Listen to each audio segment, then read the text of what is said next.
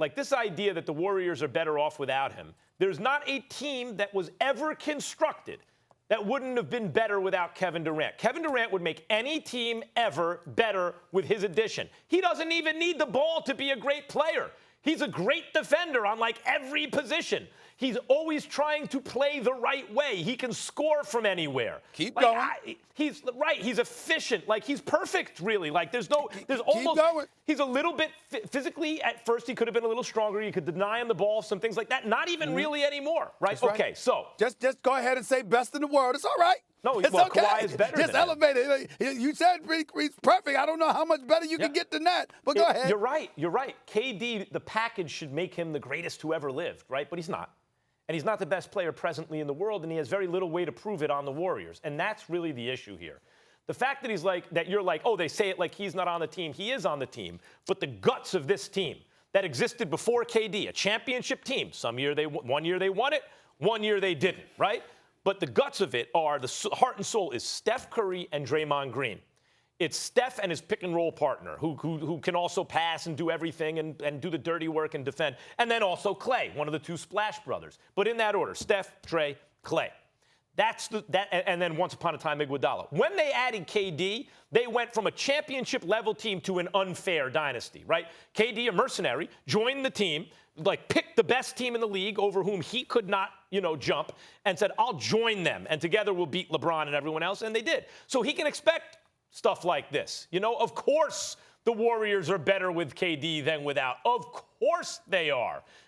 There's no question about that. But the fact that he has to defend himself in this way, which feels unfair, like could you imagine Michael Jordan once upon a time being first of all, no one would ask him a question like that. And secondly, if they did, Jordan would just probably not even laugh, and everyone would laugh at the question. So why isn't KD in the same situation? KD has put himself in this situation. He chased titles. He got his titles, but he does not get full credit for being finals MVP or champion that other players do for that reason. Well, first of all, you're missing a couple of things. It's important in fairness to KD that we bring this up. For example, Scottie Pippen, and obviously KD is not that different kind of player, but Scottie Pippen had to be validated by Michael Jordan. I'm talking about Michael Jordan's words, because Scottie Pippen used to get asked those questions. And then Michael Jordan retired, and Scottie Pippen was en route to guiding them to a championship before Hugh Hollins interfered with that bogus call in favor of Hubert Davis and with the Knicks at the Garden and all of that stuff, but we don't need to revisit that. My point to you is this. That was one of the things. The other thing is this. We have to take into consideration, you act like the things that you're saying about KD because he arrived in Golden State. Do we not remember the fact that KD was considered one of the best players in the world at Oklahoma City? And what was he chided about?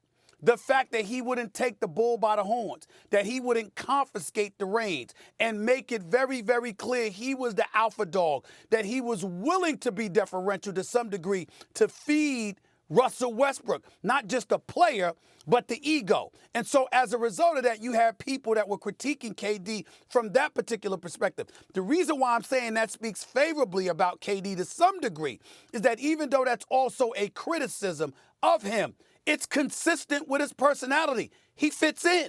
He believes in doing things the right way, and he's about fitting in as opposed to saying, hell with y'all. 2 times in the NBA Finals, we saw him say, when he went in that first NBA Finals, and I saw that brother score, and then get in LeBron's face and let's go. I'm here now. Now it's my turn.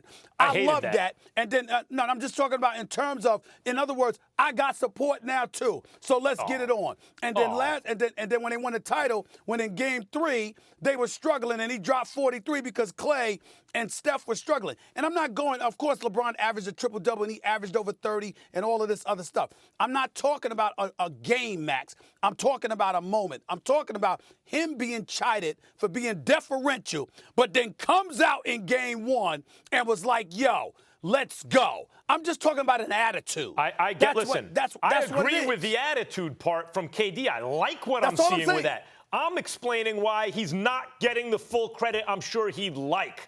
The reason is the point, why didn't he get it on the Thunder? You say, well, he's trying to fit in and he's not taking the bull by the horns. No. I mean, yes, that occurred, and maybe he needed to get out of that situation. But even when you characterize, see LeBron, I got a crew too. He had a crew in Oklahoma City. His crew in Oklahoma City was as good as LeBron's in Cleveland. Couldn't get it done against the Warriors. Same season, Game 7. Yeah, but we they saw would have each beat other. Cleveland.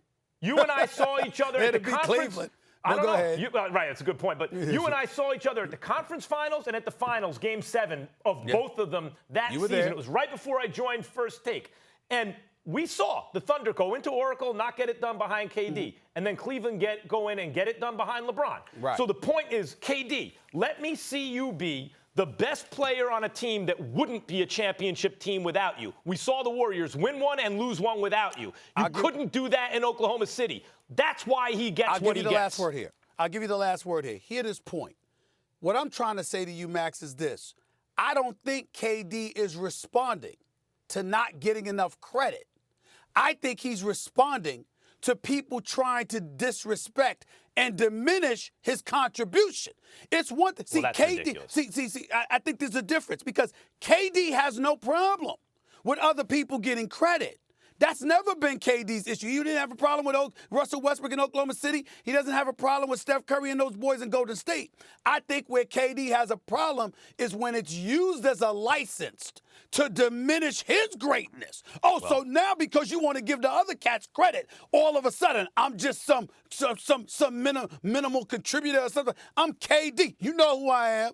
Y'all know who I am. That's what I'm talking about. I want to stop and you there's right, a difference. Okay. I want to respond difference. to that. There is, and this is, I think, where there's a divergence between, I think, how KD sees it, I presume, based on what he said, and the way people like me see it. There's an old Woody Allen line, Stephen A. It's like swatting a fly with a Buick. So KD's contributions are obvious. Anyone who doesn't understand that he makes the Warriors absurd what are you, joking? KD makes any team ever better. But a lot of people don't.